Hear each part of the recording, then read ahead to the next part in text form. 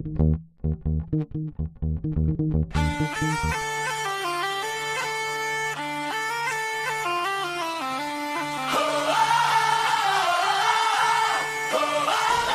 a crew to the fire tonight. Raise them up. Bring the fight.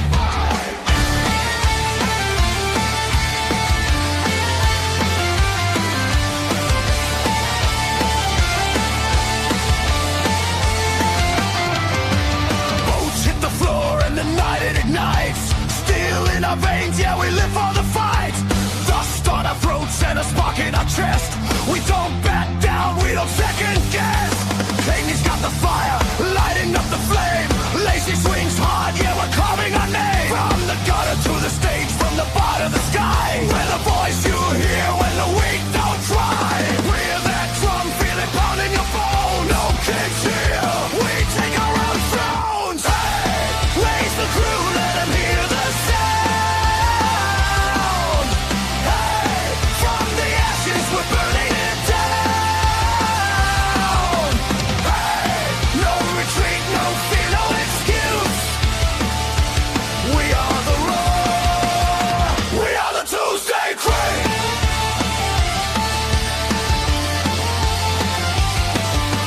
Pins in the air and the chaos grows. Stories get loud where the wild wind blows. With scars and grit, yeah, we paid our dues. Now we're kicking in doors with nothing to lose. Voices collide like a runaway train. Laugh through the struggle, dance through the pain. If you're standing with us, then you already know. We don't follow lines, we just steal the show. Feel that fire ripping straight through your chest. This ain't a game, it's a war cry test. Hey, raise the crew, let them hear the sound.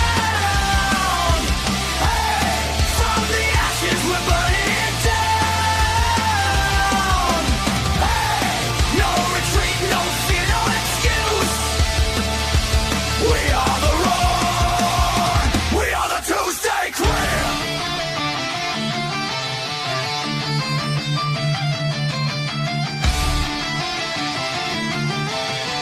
Call 'em in, call 'em home. Through the fire, through the storm. We don't break, we reload.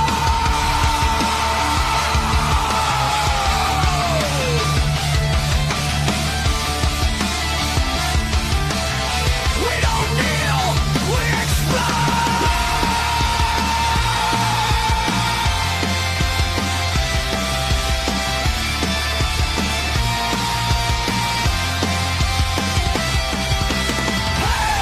Raise the crew, let them hear the sound. Hey, from the ashes we're burning it down. Hey, no retreat, no fear, no excuse. We are the roar. We are the ToosDay Crüe. Day Crüe.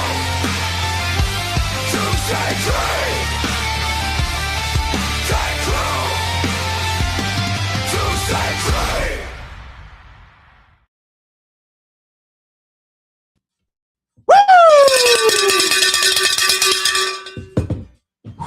Misfit Nation.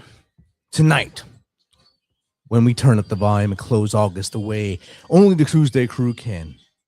But we first need to recognize two things that are bigger than this show. Today, America lost a treasure. Dolly Parton, a little girl from the mountains of East Tennessee who grew up to become one of the most recognizable voices on this planet. But Dolly gave us so much more than music. She gave us laughter. She gave us kindness. She gave us children's books. She gave communities mother-loving hope. And through all the fame, the rhinestones, the stages, and the success, she never seemed to forget where she came from. Tonight, Misfit Nation sends its love to Dolly's family, her friends, and the millions of people around the world whose lives she's touched. Rest easy, Dolly. You gave this world one hell of a song. And tomorrow, we remember 13 American heroes.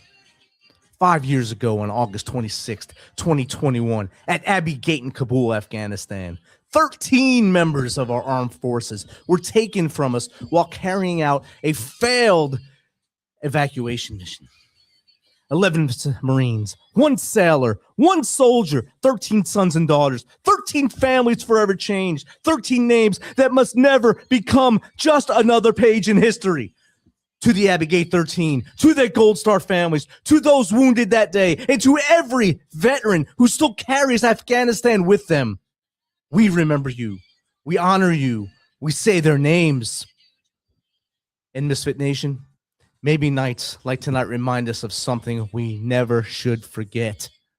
We are still freaking here. We still have people to love, stories to tell, friends to call, dreams to chase, songs to sing, and victories left to stack. So we're going to live. We're going to laugh. We're going to make that noise. We're going to celebrate the people besides us. They're still here to hear us say, hey, brother, hey, sister, you matter. Because honoring those we've lost doesn't mean we stop living. It means we understand just how damn valuable another day really is. And now it's time. The final ToosDay Crüe of August. The mics are hot. The crew is ready. The producer is amped. And in this Fit Nation, I need you on your feet. Turn up those speakers. Blow up the chat. Bring the fire. Bring the love. Bring the energy. And let's send August out knowing we didn't waste a single damn minute of tonight. Misfit Nation, bring some noise for Cagney and Lacey. Honor the fallen, love the living, and make tonight count. Let's freaking go, the ToosDay Crüe! Hey, good evening. How the hell do you follow that? Hey, I don't know. I was sitting here like, do it. damn. We're gonna do it. How the hell are you, bud? I am good. Check some things off the list today. Fuel leak fixed on the Jeep. Got a new set of tires for the dump trailer, and Nice. did some other things around the house. And I want to mention, I think I mentioned Tuesday when somebody was asking about Joey Logano. I mentioned something about Ryan Blaney, and who won the race in New Hampshire this weekend? Oh, I don't know. Could it have been Laney? Yes, he did. Yes, he did. Hey, did you catch the Freedom 250? No. It was a good race. Yeah. I'm usually not much of an IndyCar guy, but I watched it. It was a good race, and there was I think a senator from one of the Carolinas or Georgia that was on there that he said we won't be able to call it the Freedom 250, but he thinks that NASCAR ought to come to Washington, D.C. So Yeah, I saw that online today. The DC's pushing for the NASCAR to come do a street course. I think that would be amazing. Yeah. They tried that years ago. Indy tried it here in New Jersey, up in Northburg and Union City. And Mario Andretti actually got in the car up there and drove around. He's like, yeah, no, these are the worst roads I've ever seen. We're never coming here, is what he said. They had to spend millions and millions of dollars just to repave and redo these. Like, yeah, no, we're not coming here. Yeah, I was, when you mentioned New Jersey, I was going to and I was only up there for a few months. And can you actually find that much road without potholes in it? No. Well, right now, parts of Route 80, yes, because they pave it overnight, and I think they do it like once a year because it gets that bad. Yeah, I can understand. Oh, All right, so welcome back, everybody, to the ToosDay Crüe. Tonight, our guest has lived more than one life's worth of incredible stories. The somehow they all connect through one word: resilience. absolutely. We're talking about a man who spent more than 21 years as a fire lieutenant and EMT running toward emergencies when everyone else was running away. Then life handed him an emergency of his own.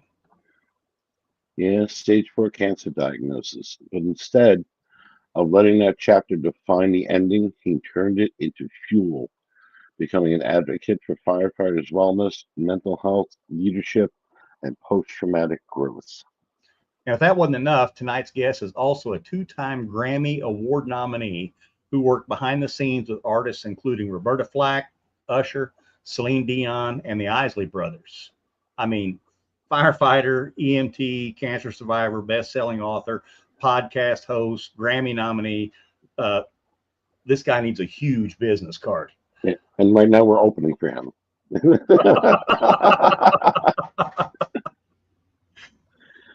Wow, no kidding. Today, he hosts Responders Resilience and Igniting the Shift Within, where he sits down with experts to tackle conversations first responders definitely need: mental wellness, leadership, trauma, healing, and what happens after survival. And he's also a peer coach with 22-0 and co-author of the best-selling book, Helping the Helpers, The Guide to First Responder Mental Wellness. And tonight, we're going to go behind the badge. We're going to talk about what happens when the helper needs help, what cancer's taught him about life, and how trauma can become the beginning of something stronger instead of the end of the story. So, crew, you know what to do. Light up that damn chat. Share the show with your first responder, veterans, survivors, or someone who needs a little extra strength tonight. And get your questions ready, because this conversation is going places.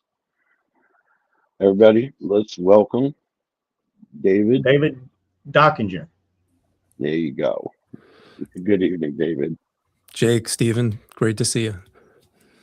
Good to see you.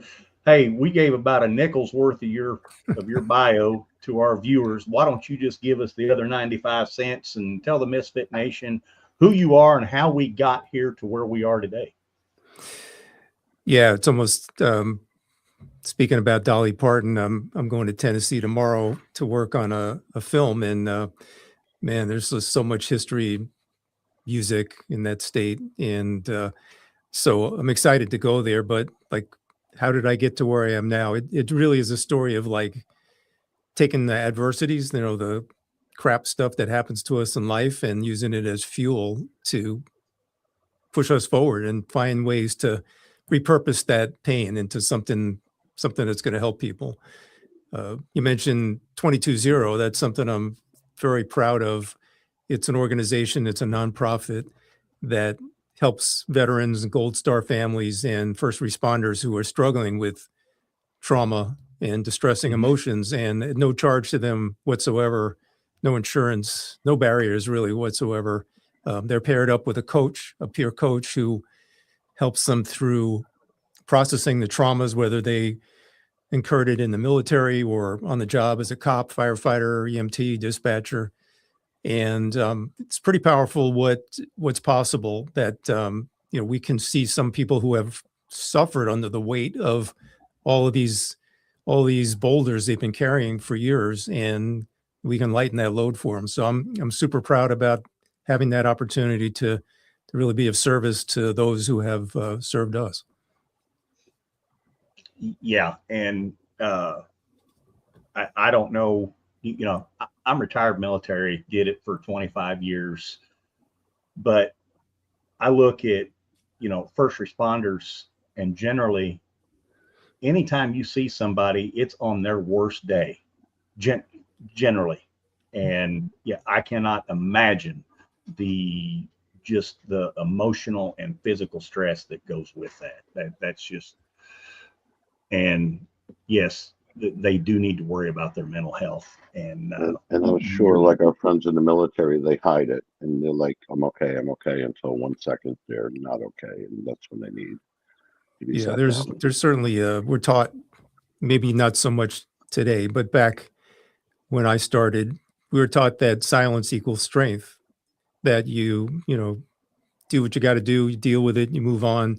Didn't really talk about it. There was no resources, there was no awareness about this stuff, and it's changed a lot in the last 5 years, to the point where it's much more a part of the conversation, but also there's a lot more resources. We're making progress. We're not there yet. We're still seeing incredibly staggering numbers of suicides happening in the military and the first responder world.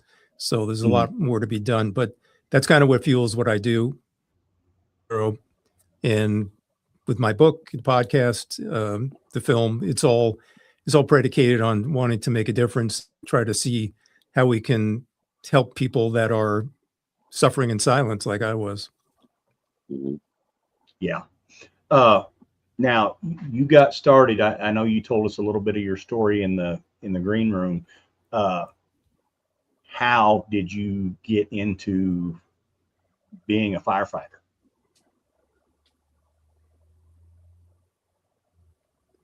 I think he froze up there. Yeah, you guys glitched out there for a second. Oh, no, it was you. We were moving. You were frozen for a second. I don't know what happened. You're back though. Yeah. Did you catch my question? I guess not. Jake, why don't you explain how you became a firefighter? Absolutely. This was almost an accident. I was living in New York City, working in the music business. It was time for our daughter to start school, and we decided to move out of the city into the suburbs, and we bought a house next to the firehouse. And my concern was that it's going to be, trucks coming and going all times of day or night. Who knows what's going to be happening, training. So I was concerned about that. And so we moved in. A couple of months later, I was invited to a barbecue next door at the firehouse. I went over, figured I'd meet some people, got invited to a fire drill. I'm like, okay, let me check it out. Maybe I'll meet a few more people. And so they took me to it's a cinder block building that's made to look like a 2-story house that you can light fires inside of it and practice fire suppression, attack lines, putting ladders up, doing rescues, and you can burn in there, multiple times because it's cinder block. So I went there and watching all this stuff go down, and I'm getting really interested, almost, hooked, if you will. So I kept coming back to drills, and next thing I know, I'm a lieutenant and I'm moving up to captain of the fire company. And then I thought, where can I take this next? And I started testing for career departments. And so I made that move, worked in a department in Connecticut, and retired as a lieutenant, as you said. Nice. Pretty cool. Went from showing you around to wrangling you right in there. Yeah, I wouldn't say they fooled you into doing it, but they got you hooked on it and said, okay, we got this guy. Exactly. Yeah, they used the barbecue as like, you got burgers and beers. Come on over. Yeah. And, part of it was like I didn't know anybody in this town. Like they really, really built our social network right out of the gate. And so there's that camaraderie that comes with it. There's kind of community you see in the military, and you see it in first responder world. And that becomes a really strong draw too, that, we all of a sudden now we're in a like-minded mission where we're doing stuff at 3:00 in the morning that you've got to have each other's back, and you're having experiences and seeing things that most people never see. And so that builds a bond too, that is super strong. It's, indescribable, and it's unlike any other kind of bond. It's, you really do have to trust your partner, your brother or sister to the left and right of you, and count on them. And then, that becomes something that endures throughout years. I'm sure. Now, as far as firefighters go, I know being a soldier, I can walk into a room full of people, and within about 2 or 3 minutes, say there's 100 people in there, I can pick out who's been in the military before and just kind of gravitate toward them. Can you pick out firefighters in a room full of people? Yeah, and the firefighters make it easy, right? They got the mustache. Usually gotta have it. Shaved head, blue t-shirt, probably some tats. I go to a convention every year in Indianapolis called FDIC. It's the biggest fire convention. There's something like 35,000 firefighters walking through the Indianapolis Convention Center and the Lucas Oil Stadium where the Colts play. And you're walking and looking at all these guys. I'm like, they all look the same. Like I've met them all at one point or other in my life. Like it just has that, there is a look, there's a vibe. And like you said, you can pick them out across the room. Yes, you can. I've like I said, I had a friend of mine, went to high school with him. That's he's a fire captain now at a local firehouse there in Indiana, and he goes up to that convention in Indianapolis all the time. And yeah, he said it's pretty amazing how many firefighters you can fit into one space. Exactly, and that includes bars and restaurants and yeah, buses. Most definitely. So tell us a little bit about the music business. That's I mean, you were an engineer, and you got to work with all these people, and yeah, tell the Misfit Nation a little bit about that. That sounds pretty interesting. Yeah, I was graduating high school, getting ready to go to college, and I had a girlfriend who was a year behind, so she was going to be in high school another year, and I wanted to give her a parting gift that she could remember me by. So I was writing, music, the kind of songs and stuff, and I'm like, how can I give her this song? And I went in the Yellow Pages, found a recording studio nearby, went in with my tape, and they had the means to make a 45 RPM record. So I'm dating myself, but that's kind of what they offered, right? And that, for those who've never seen it, you take the tape, put it on the tape machine, and then they using this blank vinyl with a lathe, which uses like heat and a really fine kind of needle to carve the groove in real time. So I went there and I walked in this recording studio, and I'm like, I just saw everything, the console, the isolation booths, the drum setup, the amps, the way it all looked. And I was just like, I got to do this. This is what I want to do. So really became my focus for years. And I was blessed to be able to have a career doing it in mostly in New York City, working with some great artists, and traveled around a little bit with that. And, the downside of that is you're an independent contractor, right? So if you're working, it's great, as long as you get paid. And there's those times when you're not working, and then you're, it's like feast or famine. So it can be a stressful career, and you're always looking for that next gig, and you're getting paid by the gig or by the hour. So long hours, working through the night many times, sometimes weeks and weeks without a break. But it's what I love doing, and so I got to realize that dream. That's fantastic. Yeah. How long did it take you to learn all that, learn all the controls, and learn how to do all that? It was an evolution, right? Technology was always changing, and you walk into one studio that had a different kind of console, and now you have to learn how that one works. So really had to be adaptable. And I think some of these things transfer to the fire career, because you really have to be adaptable in that work too, right? You're coming into situations where there's no set standards. The variables are infinite. So you may, walk into a house one day that's got a layout that you've never seen before, or, electrical system or alarm system you've never seen before, and you have to figure these things out on the fly. Same in the music business. You come in and they had different mics you'd never seen before, or different recording console, different outboard processing gear. And you have to be creative. You have to be solutions oriented, and just figure out what you got to do and get it done in a timely manner. Yeah, and something that I find interesting, and I never knew this until I was like well advanced in age, that every part of whatever music that you're listening to is recorded on different tracks, and they can isolate those tracks. And now my new thing scrolling on Instagram is the tracks that like isolate the artist's voice, or maybe they just isolate the drums or whatever, and just play only that track. And that's fascinating to me. I just thought it was pretty interesting. Yeah, I love that they do that, especially because they're doing it with classic records that, I know I grew up listening to, and you probably did too, right? And you only heard the final mix. But now you get to Yes. hear, like, what was the bass player doing? And, how did the snare drums track sound by itself? Or how did the vocal track sound by itself?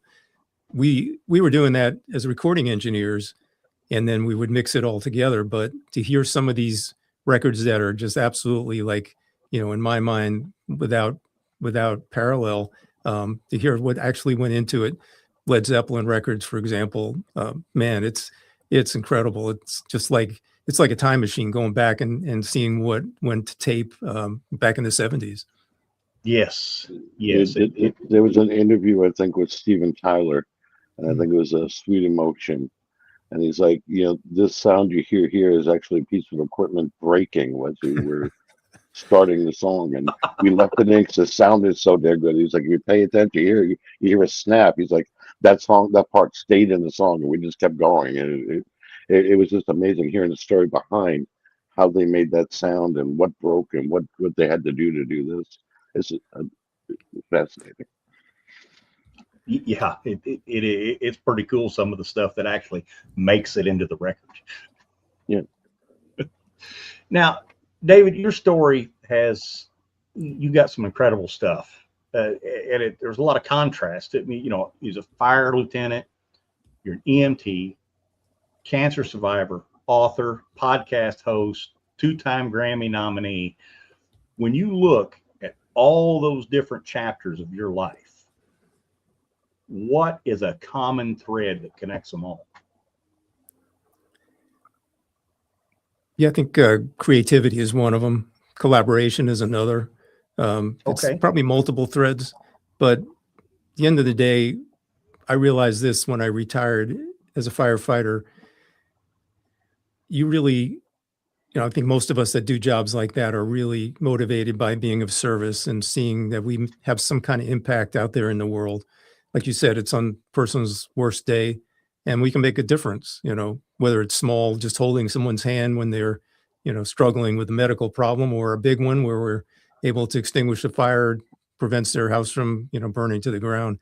To have a purpose like that, feel like you're tangibly can see that you have made a difference in someone else's life. To me, that was still to this day is what makes that job unlike any other. And, unfortunately, when you leave it, then you have to really struggle and search for how do you replace that? How do you replace the tribe we were talking about, right? Your brothers and sisters that you rode with.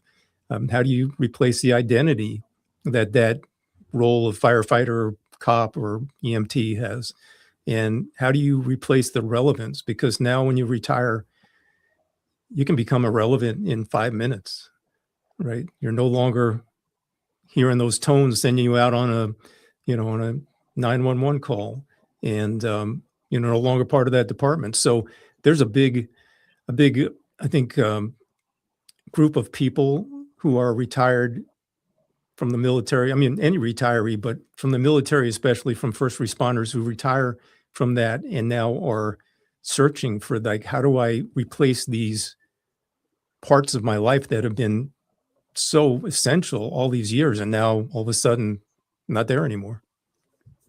Yeah. The question would be is, when did you stop jumping every time you heard a siren?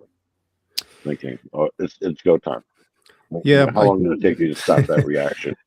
It happens over time. And the other part of it is, how do you stop the gut punch when you pass by, like, say, a motor vehicle accident on the side of the road and you see the apparatus there already? And, that would have been me back, a year ago, 2 years ago. And now I'm not part of that. So it takes time. It's like a grieving process. And like any grieving process, you have to go through it to get to to a better place with it. Yeah. Doing this podcast, I follow a lot of, Army, all the military. I follow first responders. So I get a whole lot of feeds and videos, and you go from watching firemen saving firemen, diving out windows, catching them on ladders. And then the other day I saw California where they saved 4 cats, and they showed 3 firemen around with masks, giving cats oxygen, getting them, breathing, getting the smoke out of the system. It's like one point to the other. You're saving somebody's life, then you're saving this little freaking animal. It's amazing what the firefighters do every day. You know, and that's why I asked how long until every time you jerk, every time you hear the sirens go off, saying, "Oh shit, I gotta go." And then you're like, "Oh no, I don't do that anymore." Yeah, I think that would scare me more than anything. Well, yeah, I mean, you go from years of being almost jarred out of a deep sleep when those tones go off, right? And then you have to be mentally and physically prepared for anything. First thing is getting in your clothes and sometimes sliding down a pole, and then getting your second set of gear on, your turnout gear. When I became an officer, then on top of that, you're now having to assess what kind of call am I going to? What do I need resource wise? What's going to be our strategic plan? It's interesting doing it at 3:00 in the morning when you're coming out of a deep sleep, right? And anything's possible. So needless to say, I laid awake many nights anticipating what might come down the pike, because you never feel like you're fully prepared. There's infinite number of possibilities of what you could get sent to. Now, you mentioned that. I got a question, and this is a firefighter question. I have no idea how it goes. You're on one call, and you're heading back to the house, or you're just finishing up doing overhaul or whatever, and you're getting ready to get back on the truck. How many times would you get another call before you had time to reset? Or do they send another house, or how does that work? Depends on the department and the size. I worked in a relatively small department, so there were shifts where we would go out on one call and not come back for hours. Like, we would just go from call to call to call. Okay. Sometimes you're dynamically switching crews, switching apparatus. When you get to the point where you can't cover all the calls, and you bring in mutual aid from surrounding departments.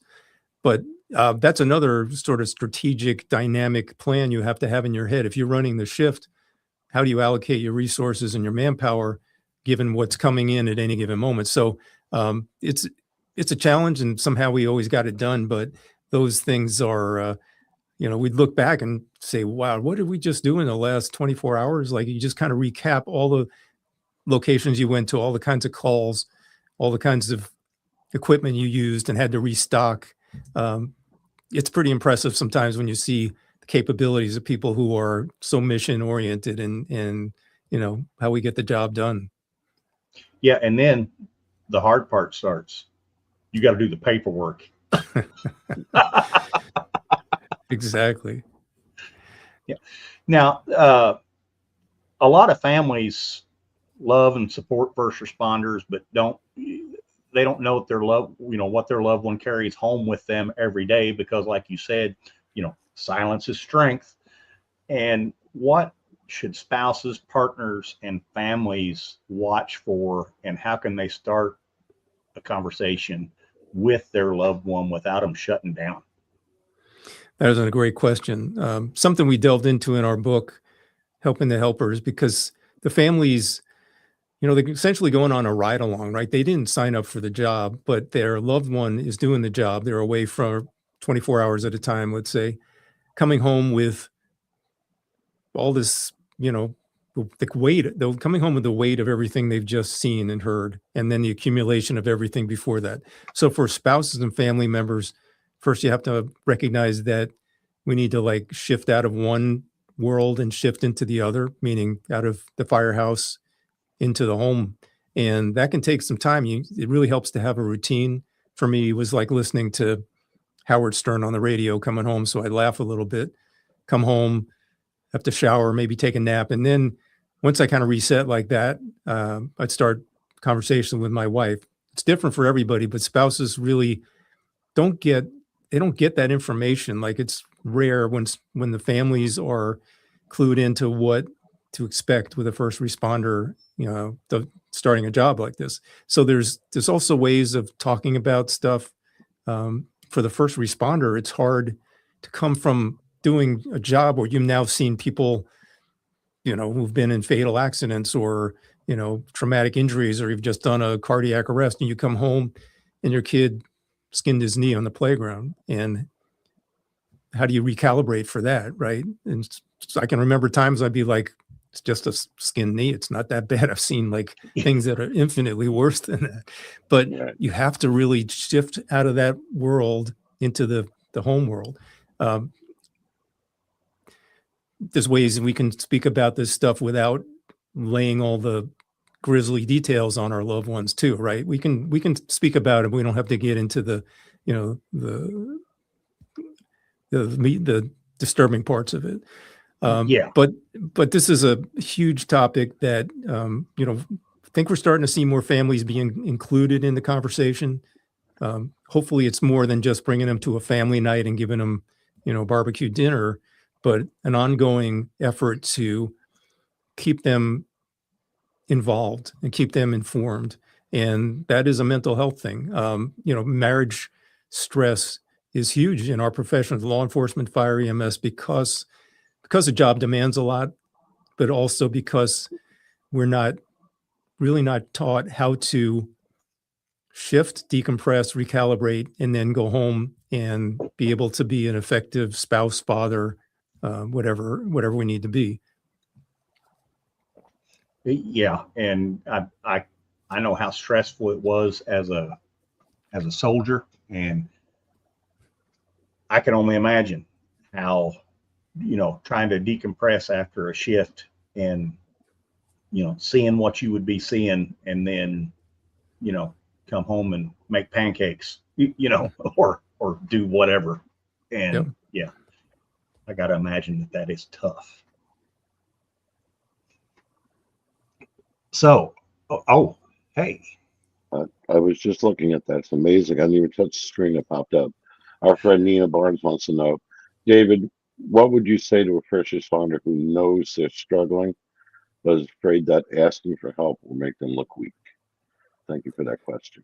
Yeah, thank you. That's a great question. So, and that's something we would all consider. I mean, depends on the culture of the department, depends on the culture of the leadership, you know, how much support and understanding they have of seeking help. But at the end of the day, is it helping you or hurting you to carry that weight and to struggle in terms of being a father, in terms of whatever your role is in the world outside of the fire service, but then inside the fire service? I find across the board, when people do seek help, they're much better at their job. You know, they're not feeling burnout as much as they used to. We interviewed a police officer who promoted for lieutenant, but he wasn't able to pass the promotions till he went through EMDR therapy to deal with some of his, you know, past baggage. And then he looks at it as like a tactical advantage. Like he is a better police officer, a better leader now that he's dealt with this stuff that he was struggling with than he was before. And so I think at the end of the day, it makes us better to deal with this stuff and to talk about it and to seek the help. Because then we're better for everybody that we come in contact with. Yeah, seek that help. Get out there. Anybody listening tonight, if you're a first responder, military, or what, get out there, seek that help.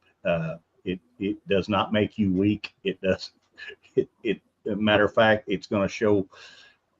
I think it shows more strength to actually admit that you're having a problem. Mm-hmm. But that's just my 2 cents. Well, I think the cultures are changing, and I love when I hear this from a guest on the podcast. So we interviewed a man who was captain in the FDNY, was very involved with 9/11. He's written a book about it, and he shares a story where, like, his father retired from the job on FDNY and became a counselor and worked with many firefighters. And he said when it first started, people would say, "Hey, I saw your dad, you know, tell him I said hi." And then fast forward years later, open space in the kitchen in front of everybody. "Hey, I saw your dad, tell him I said hi." You know, it's no longer like, you know, in the shadows. Like, this is becoming much more of like, you need help, I got help, I'm better. You know, we're slowly getting rid of that, I hate this word, but stigma about seeking help. Yeah. And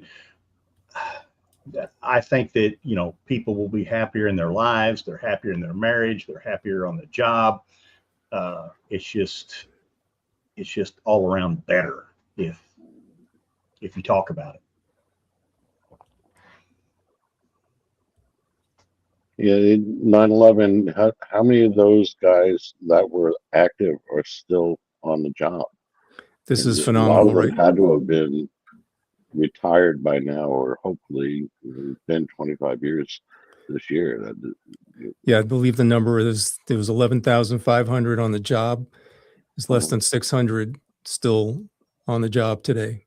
So the vast majority of the force at FDNY was not, they were probably either not born or just a kid when 9/11 Right. happened. But that 600 is still, it's in their mind, and that's probably something they will never get rid of. What's fascinating too is, and this is what we got into in the interview, is that as an organization, FDNY incurred a trauma like no other fire department. And as an organization, they had to go through their own like process to grieve, their own process to get to the next level and to grow and, reconstitute themselves. I mean, they literally lost a good chunk of the leadership in that one Yeah. day. And so when you think about how they rebuilt and what they've accomplished with no roadmap, it is one of the most inspiring stories I've heard the last 5 years. Well, and if you put this like in a military type, it would be like doing an operation, and there were virtually whole companies lost. Mm-hmm. And it's the same on a military operation where, yeah, the whole company or the whole platoon or whatever go into an operation and nobody comes back. And that's, and then afterwards, after everything was over, they had to staff those companies again. They had to, and yeah, but not only staff the companies, they had to get all new equipment because of all the equipment that was crushed.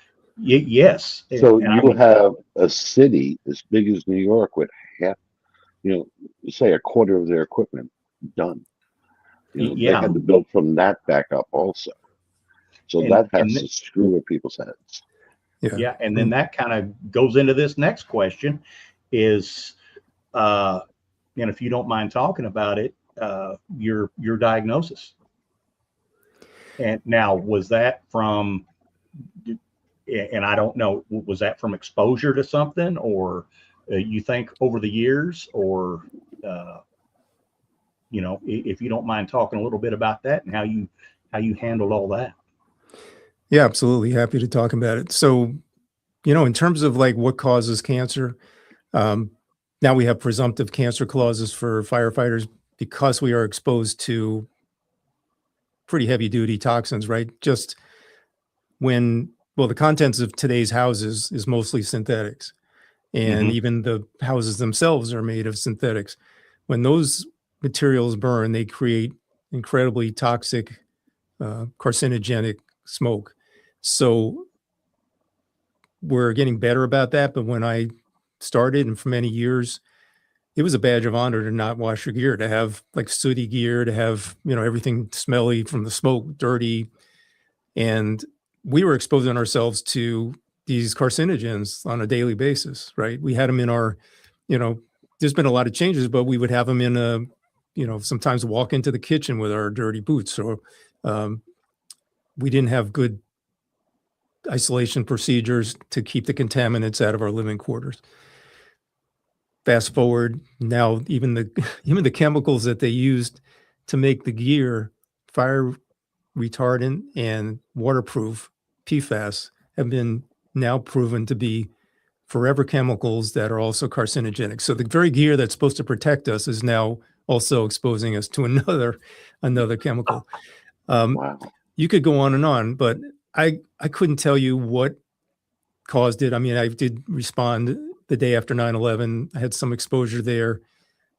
I think there's other aspects to this, and this will kind of touch back to what we were talking about earlier in terms of suffering with post-traumatic stress, with distressing emotions.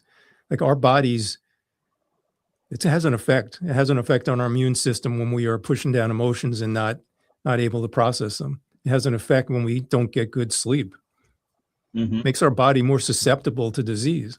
And so that may play a role as well. I mean, I had all those going on. I had exposure to carcinogens. I had emotions that I didn't process. I had really poor sleep for all the years I did firefighting.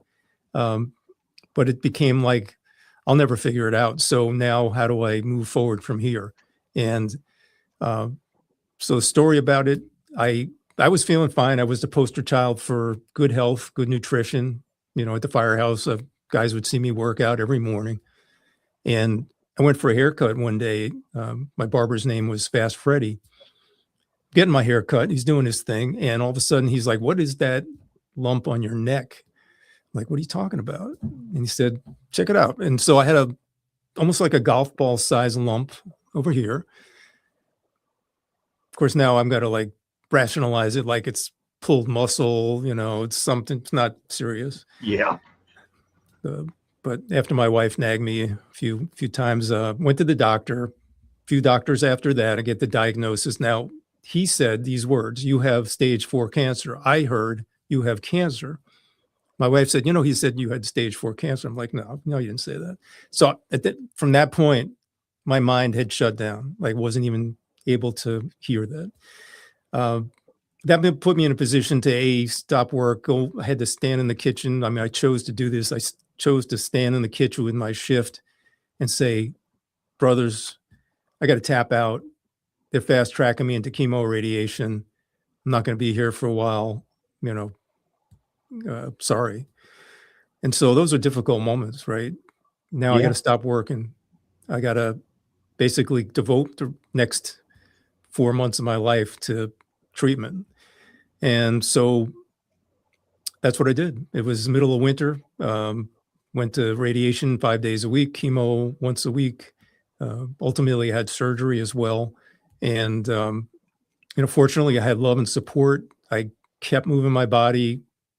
It's really hard to eat with the kind of radiation I was getting. My wife would just make me shakes or whatever I could get down. And so fast forward 2014, the spring, I received a, kind of an all clear diagnosis from my doctor. And I'm like, I'm going back to work. I'm not only going to go back to work, I'm going to run a mini triathlon. I'm going to get back to life. So Awesome. it was a hiccup. It had a lot of gifts with it.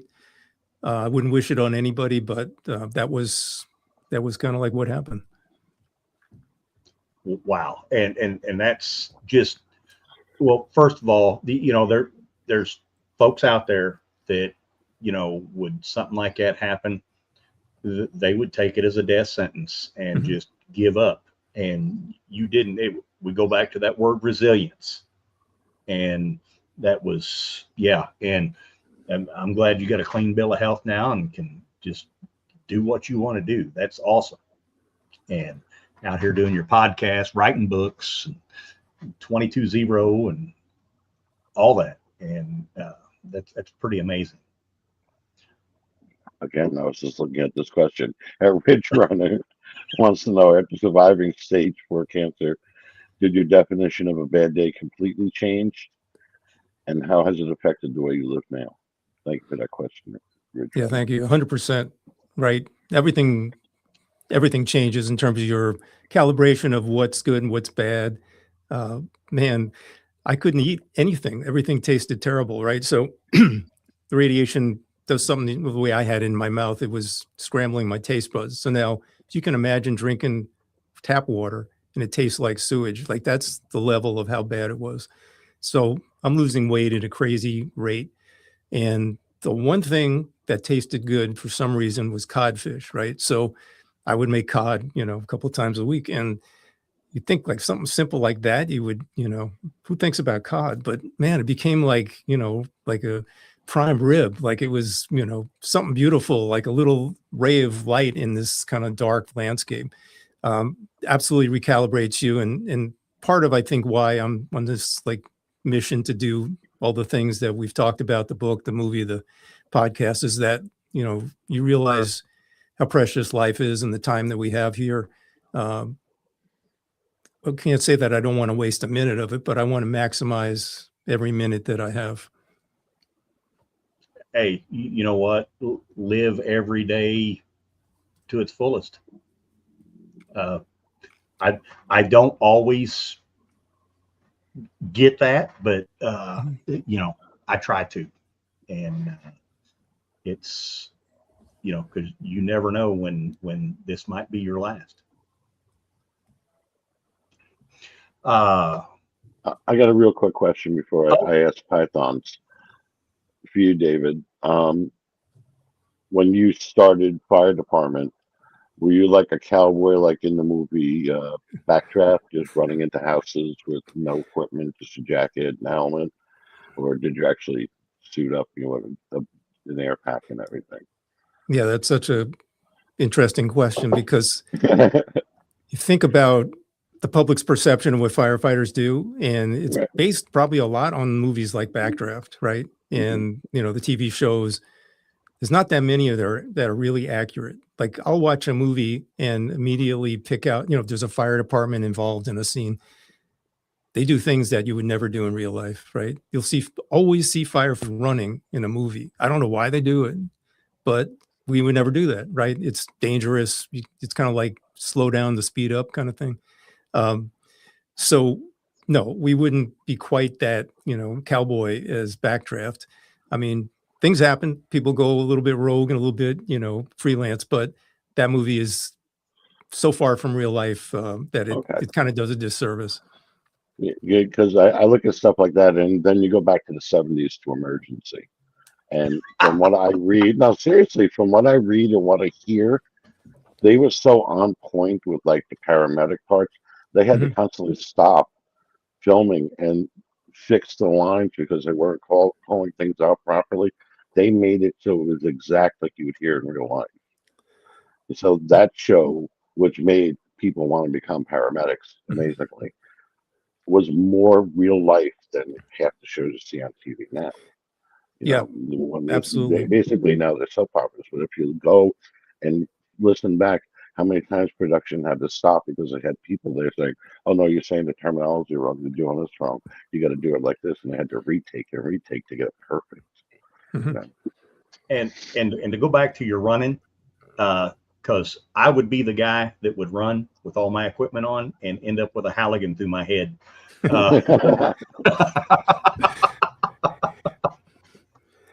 Yeah, you see things happen. I mean, it is so true. Like, slow down to speed up. You always want to get something happening quicker, but yeah, those are some of the things that you see in it. And Emergency was very true. It was very accurate, and they actually there was some pioneering people in Pittsburgh who were doing EMS and paramedicine. First people to do CPR. I think they're first people to do a bunch of different procedures in the field that had never been done before, and they were consulting with Emergency to keep them on point in terms of accuracy and technical correctness. So yeah, that was a great example of trying to do something that's real, you know, reflecting how it's really done in real life. And Stephen, you're showing your age. Well, I'm 57. If you don't like it, too bad. I always loved that show. And like I said, I read stuff about it. That's how I learned it. They actually did the production like that. You know, it's not the everybody loves everybody that you see on Chicago Fire. This was real. The way they filmed it was actual. You know, they took their time and everything was perfect. All right, Lacey, this question's for you. Python DeMonte wants to know, Lacey, wow, why have you never shared the story that was in the Wired magazine article? You have a lot of proud of. You have a lot I don't know. I just never did. I really respect the writer that wrote it. Noah Shockman is his name. Great guy. Ended up, I don't know what he's doing now, but ended up, he was the editor-in-chief, I think, of Rolling Stone magazine years on down the road after that. I don't know why I never shared anything out of that. I don't know. That's it. Good answer, Jake. Thanks. Ladies and gentlemen, Jake. I just, All right. that was just life. I don't, So you didn't think it was anything important that you needed to share, basically, is what you're saying. nah, if you want to read it, read it. All right, we have another question. Compressor of Steel would like to know, what are some early warning signs that a first responder may be carrying more trauma than they realize? Thank you for that question, Compressor of Steel. Yeah, another great question. So, one thing I see as a 22-0 coach is people start withdrawing from the things that they used to love to do, right? Could be they love to do art, they love to work out, they love hiking, whatever that is. So one thing that starts to happen with accumulated trauma, even burnout, is like start to withdraw from engaging with things like that in life. It can also be like having a short fuse. It can be interfering with sleep, right? We'll start to see sleep patterns get interfered with, loss of interest in other activities. It'll show up in relationships. And many times it's like, you could call it a trigger, right? Something will trigger one of the past events that was traumatic. You may not even realize why or how, but example, paramedic went to a really bad domestic violence call and there was a lot of blood on scene and he had to walk through the blood. And when he was home, a couple of weeks later, his kid spilled apple juice on the floor. And now he's walking through this sticky apple juice and had a totally visceral reaction, took him right back to that call that he was on.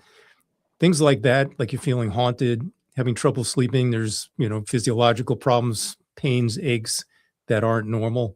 Those are some of the things that I've seen, and there's a whole lot more, but it's really like on the flip side of that, when people process the trauma, we'll see them re-engage with life in a beautiful way. And again, it's like they get back to what it is they love doing, whether it's playing music or, hanging out with their dogs or playing sports. And so there's a light at the end of the tunnel, right? We just have to kind of push ourselves in the direction of towards the light and not stay in the dark end of the tunnel. Yeah, yes. See the light and realize that it's not a train. All right, Jake, thank you for that. Hey, All right, David, you spend much of your life helping people through some of their hardest moments. Is there one message you want every first responder or anyone fighting a battle they haven't told anyone about to hear tonight? What is it? What is the message you want to give them? Well, first of all, we're all in this together. There are so many resources out there that can help someone. And it's not one size fits all, right? Something different will work for me, that might work, something different might work for someone else. But there are an incredible assortment of different practitioners and resources out there. And again, it's the hardest part is going to be making that phone call and asking for help, whether it's to the peer support team, whether it's to a clinician. Once take that step, you've done the hardest part. The rest is easy. We're going to help you through the next parts of this. So bottom line, first responders were really good at taking care of other people. And we were a human being before we put on the badge. We're still a human being, and we got to get better at taking care of ourselves. We owe that to anybody. We owe it to the people that we serve in the public. We owe it to our loved ones, our friends, our families, our colleagues. Just make that first step and everything else is going to be easier. all right, take that first step. Oh, this hour had, oh, wait a minute. Look at that, Stephen. Out of nowhere, another question. You do this one, Jake. I'm not blowing this name up. Is it Isla? Okay, Al Buena wants to know. Okay. You've worked with both emergency services and the music industry, which environment taught you more about handling pressure and why? Thank you for that question. Yeah, I love these questions. You could make the case that both of them did, but and there's skills that are transferable, right? Like one of the things that we talk about in the retirement phase is like you can transfer the skills you've accumulated in the military or first responder world to do something great in your next chapter. So I think I transferred some of the skills in the music business that were, related to working under pressure, but no doubt, first responder world, way more pressure from the moment you get in the truck and start leaving the station till you back in station after the call. Every call is different, but the stakes are much higher. Music business, I guess the worst thing you could do is like erase somebody's tracks. And, in the fire EMS world, a lot worse things can happen. So, you take that on as a personal responsibility, and it's a lot of pressure. Yes. Now, I have a quick question for you before Jake starts with his now stuff. We've been doing this maybe 2 years.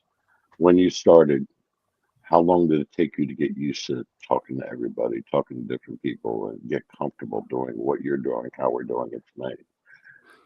Because Jake and I went from hanging out in the chat room, messing with people, to all of a sudden, hey, why don't you two just do a show? And here we are, I met Jake a few times, and we were thrown in the studio and said, okay, here's the reins, play with it. And that's what we did, How long did it take you to get comfortable doing this? Yeah, well, first, you guys have a great chemistry and like a really relaxed kind of, rapport. So I don't have that skill set. I do have my two co-hosts are both clinicians and they're very good. So that helped me get over my, lack of confidence. That's one of them was always there with me. But I'd say it took me, 4 or 5 years. I'm still figuring it out, and I still kind of need some preparation beforehand. I'm not one of those podcast hosts that can just kind of jump on the recording and wing it. Although I highly respect anybody that can, because those are some of the best conversations we've ever seen. But yeah, it evolves over time. I guess a good 5 years took me to get to a place where I felt fairly confident. You say, our producer can, talk to a wall and have a conversation, and it'll be the most exciting conversation you listen to. And it took me a while to be able to do this. Just to walk up and just start talking to people. And I work retail, and I talk to people all damn day, but not in conversations like this. It takes a lot getting used to. I'm going to give a shameless plug. I'd say that 90% of our success is our producer. So if it was up to Jake and I, it would be, fart jokes and me just picking on his age all day. And we didn't have a show, but we have to include you into the conversation. Well, that work behind the scenes makes a difference. It does. It does. Go ahead, Jake. Wade agrees, the producer.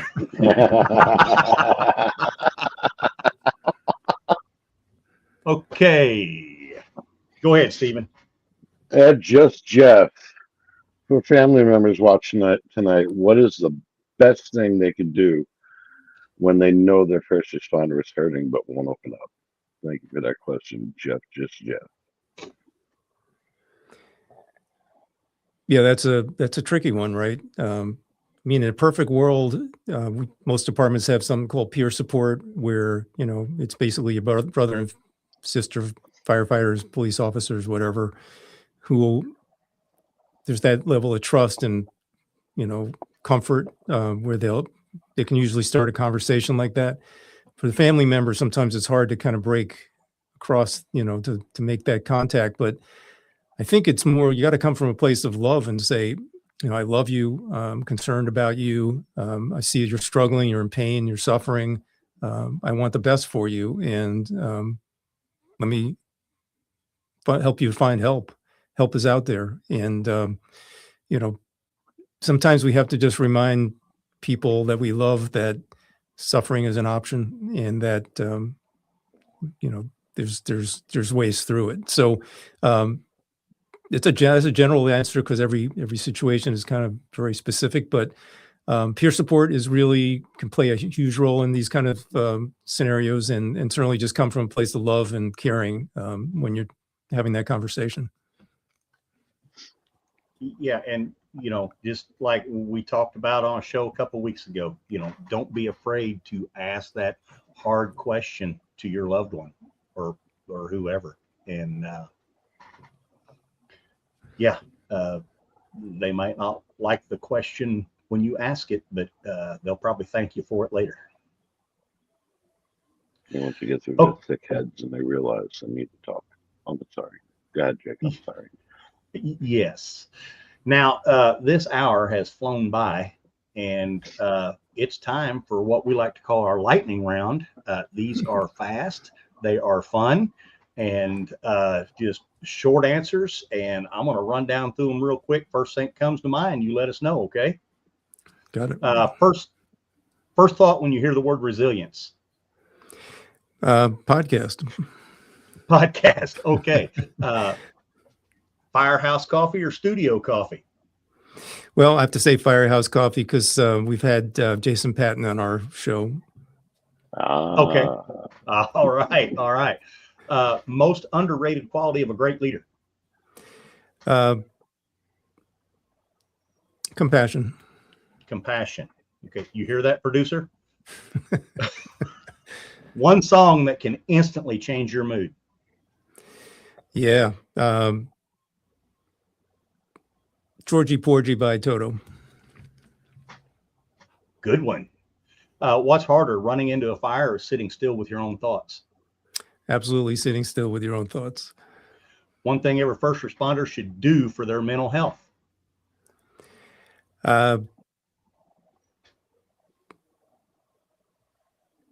Well, this is a shameless plug. Watch Responder Resilience podcast. All right. Watch that podcast, folks.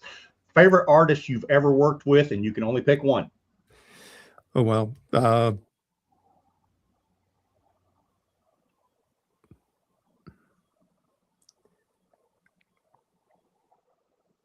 Man, that's a hard one. Well, I have to give it up for Celine Dion. Okay. All right. What's one myth about firefighters you would love to destroy?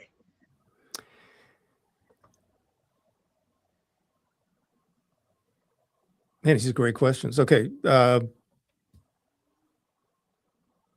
that all we do is fight fires. Okay. All right. And last one, if you could give your younger firefighter self one message, what would it be? Don't take it so seriously and ask for people to mentor you. Okay. Don't take it so seriously. Ask for people to mentor. Great advice.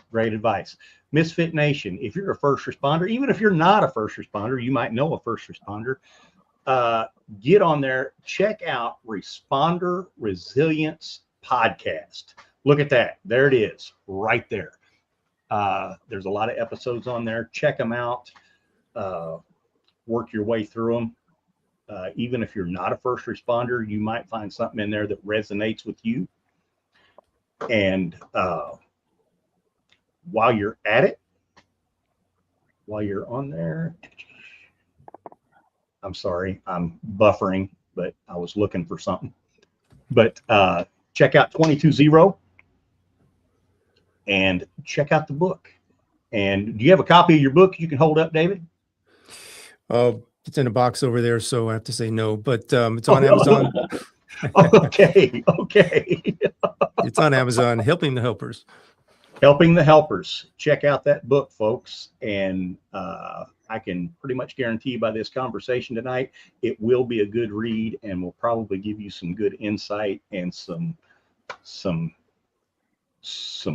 good tips on helping your loved one if you, or even if you are a first responder, it will give you some tips dealing with some of that trauma that you have seen or experienced.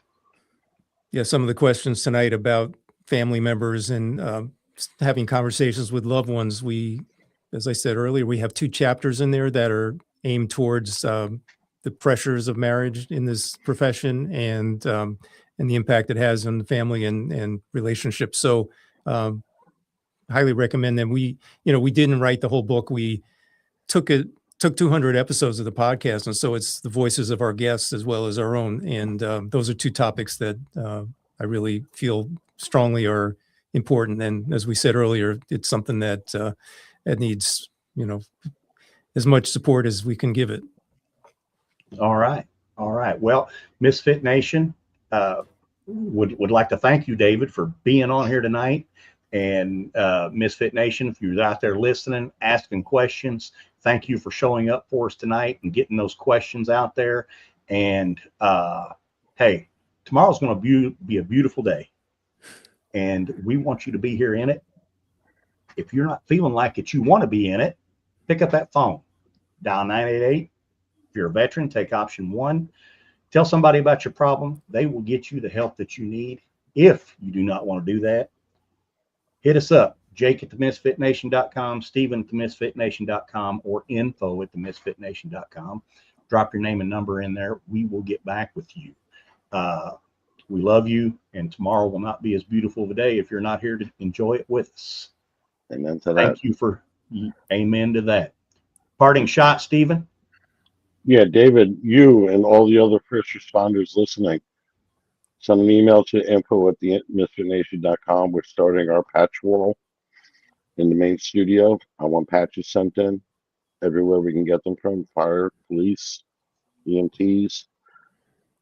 Send info@themisfitnation.com an email. He'll get you an address to send them to, so we can fill that wall with patches. Yeah, we love honoring our first responders, our Leos, EMTs. They're the folks out there keeping us safe and helping us out when we're having our worst day. And we want to thank each and every one of you for that. And David, thank you for the service that you provided for all those years. And thank you for what you're doing now. Thank you, Jake. Thank you, Stephen. It was great being here with you tonight. Had fun with this conversation. Hey, it was great having you. And have a good night, everybody. Have a good night. Take care.